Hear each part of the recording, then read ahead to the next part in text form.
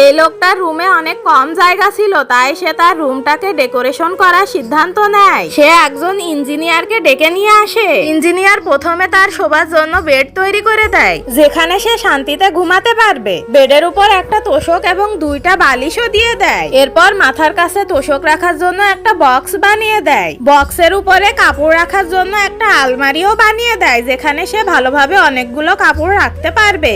এরপর পায়ের কাছে আরেকটি বক্স বানিয়ে দেয়, যেখানে সে তার প্রয়োজনীয় জিনিসপত্র রাখতে পারবে। ইঞ্জিনিয়ার বেডের পাশে একটি তাকও বানিয়ে দেয়, যেখানে সে বইপত্র রাখতে পারবে এবং মোবাইল চার্জে দেওয়ার জন্য একটি সকেটও বসিয়ে দেয়। বেডের নিচে জিনিসপত্র রাখার জন্য 2টা ড্রয়ারও বানিয়ে দেয়। এরপর ঘরের আরেক কোণে আরেকটি আলমারি বানিয়ে দেয়, যেখানে সে প্রয়োজনীয় বাচ্চাদের বিভিন্ন খেলনা রাখতে পারবে। আলমারির পাশে বই রাখার জন্য একটি সেলফও বানিয়ে দেয়। আলমারির সামনে একটা টেবিল বসিয়ে দেয়, যেখানে বসে সে ল্যাপটপে কাজ করতে পারবে। এছাড়া টেবিলের পাশে বসার জন্য একটা জায়গাও বানিয়ে দেয়। ইঞ্জিনিয়ার তার এই ছোট্ট রুমে অনেক সুন্দর ডেকোরেশন করে দেয়।